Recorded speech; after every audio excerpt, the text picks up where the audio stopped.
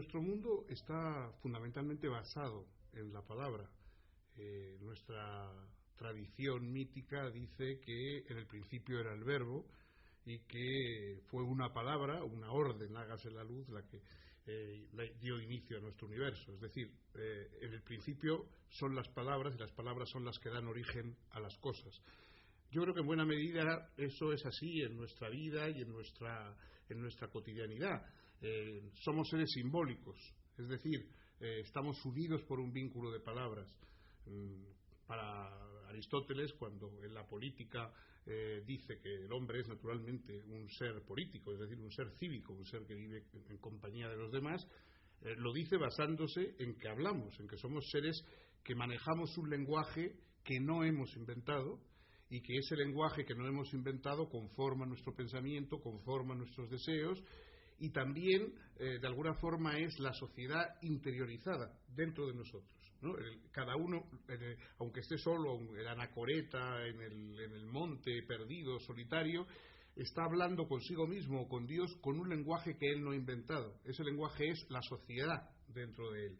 De modo que lo que nos constituye como seres políticos, sociales, humanos, lo que nos integra dentro de la especie humana es precisamente nuestra capacidad de hablar y sobre todo de comprender lo que significa el símbolo verbal, lo que significa un mundo de palabras.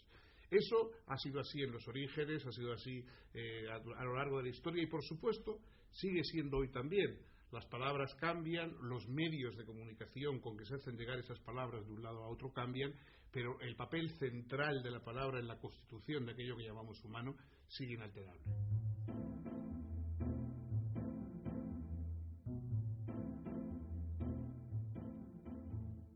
Yo creo que la palabra sigue siendo el centro de nuestra comunicación. No estoy de acuerdo, por ejemplo, en eso que suele decirse cuando se dice que hoy nuestro mundo está basado en imágenes e incluso se repite esa especie de aforismo, de tópico, de que una imagen vale más que 1000 palabras. No es verdad.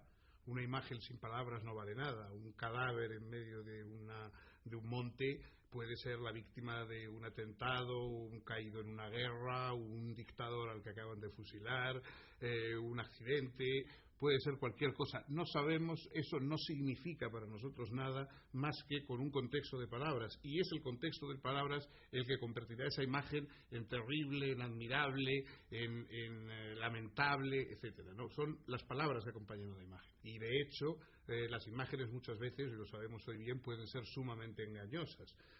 Las imágenes tomadas de un pato, de un ave saliendo cubierta de alquitrán del mar, se han utilizado a veces para indicar que era un lugar donde había habido una fuga de petróleo por una guerra, en otros casos como ejemplo de contaminación. Yo creo que la imagen simple, la imagen sola, no tiene fuerza suficiente. Es verdad que hoy las palabras se refuerzan con imágenes, que estamos acostumbrados a que la palabra vaya acompañada de imágenes y que de alguna forma haya una complicidad entre imágenes y palabras. Y es verdad también que hoy las palabras nos llegan por medios muy inusuales. Durante mucho tiempo las palabras eran exclusivamente orales. Después se pasó a convertirlas en escritas para asegurar las leyes y para asegurar las normas de conducta. Y más tarde las palabras ya fueron impresas y hoy pues nos llegan a través de la pantalla de un ordenador, por mensajes de todo tipo. Es decir, los caminos por los que nos llegan las palabras mezclados con imágenes son diferentes, pero la fuerza de las palabras sigue siendo realmente la misma, y por mucho impacto que tengan las imágenes pueden tener un impacto hipnótico, nos pueden hipnotizar, pero no nos pueden hacer razonar. Lo que nos puede hacer razonar, lo que nos puede hacer comprender, lo que nos puede hacer desarrollar un espíritu crítico nunca es la pura imagen, sino siempre es la palabra, o en todo caso la imagen acompañada de palabras.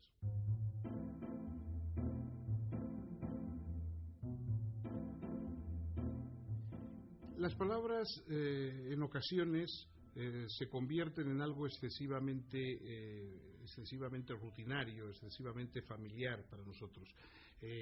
Van perdiendo su brillo. Nietzsche las comparó con monedas que van perdiendo su dibujo, su relieve, esas monedas muy gastadas que ya es difícil ver cuál era su valor y cuál era la imagen que llevaban acuñada, ¿no?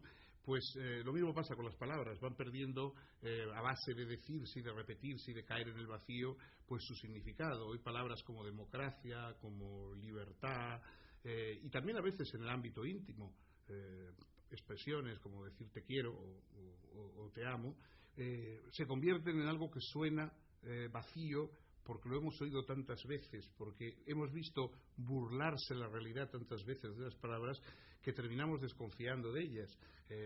Los discursos de los políticos, por ejemplo, suelen estar llenos de estas palabras que son fingidas, que son acartonadas, que ya cada vez dicen menos.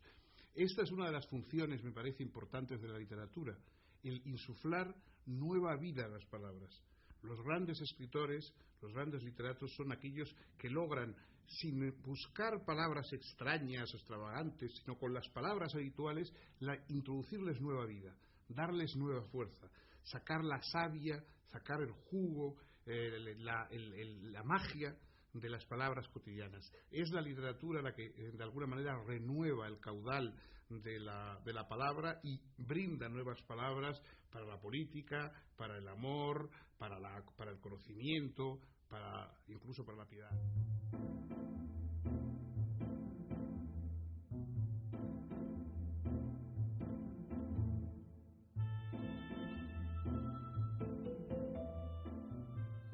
Yo creo que tenemos palabras, pero las combinaciones, los argumentos, las razones son lo que nos falta. Es decir, muchas veces la palabra se convierte en algo simplemente para dar órdenes o simplemente para establecer lemas, para esas palabras de los anuncios, por ejemplo, de la propaganda, que son palabras que lo que pretenden es machacar y repetir y introducirse de una manera subliminar en nuestras mentes hasta que estemos de alguna forma empachados, enfermos de palabras, ¿no? La palabra, en cambio, que nosotros necesitamos es la palabra que razona, que argumenta, que discute, que se distancia del significado habitual, que penetra en los diversos significados de las palabras, que busca en combinaciones distintas fórmulas nuevas de liberación verbal a través de la palabra. Las palabras nos pueden esclavizar o nos pueden liberar. Nos esclavizan cuando son palabras estereotipadas, repetidas, órdenes de mando, gritos vivas que hay que dar al jefe o a lo que está establecido, esos rugidos de las multitudes en los estadios, en los movimientos colectivos, que de alguna forma son gritos sin posibilidad de respuesta, sin posibilidad de argumentación, esos gritos unánimes, ¿no? Esas voces unánimes que son de alguna forma el grado más bajo de la palabra. En cambio, la palabra es cuanto se aleja de la unanimidad y se individualiza y se hace crítica y se hace personal y busca por medio de argumentos o de narraciones un camino propio que no sea simplemente la repetición de todo lo que hay. Esa palabra es la que es verdaderamente liberadora, la que yo creo que tenemos que rescatar. También, como antes decía, la literatura es la operación de rescate de las palabras, ¿no? La misión de la literatura es el rescate del sentido de las palabras y del sentido de la combinación enriquecedora de las palabras.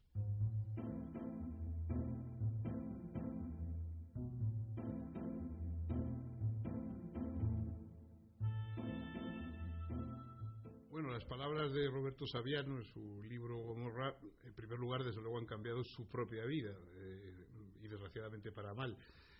Todos los tiranos detestan las palabras que se les oponen, lo cual revela que la palabra tiene una fuerza. Los que hemos vivido muchos años en una dictadura sabemos hasta qué punto los dictadores son cuidadosos con las palabras y evitan la menor implicación crítica en una expresión. Los terroristas, la mafia, la camorra son formas de tiranía. Ellos pueden presentarse de un modo o de otro, pero en la realidad es que son formas de tiranía colectiva.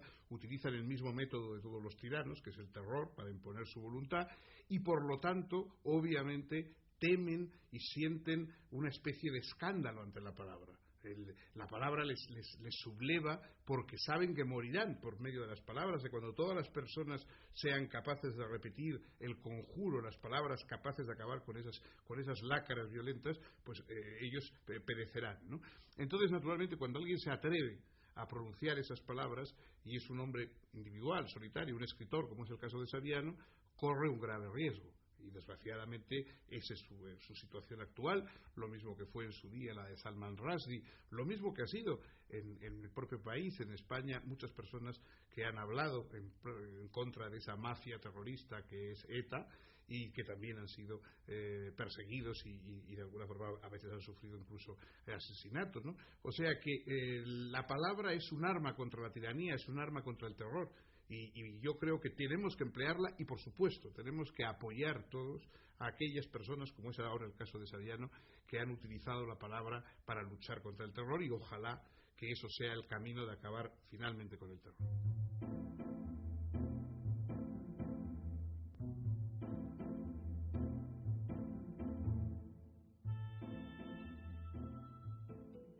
Bueno, nunca me ha preguntado cuáles son las palabras que considero más útiles o más imprescindibles de todas las que hay. Evidentemente todas son necesarias, pero hay algunas que uno siente como más imprescindibles.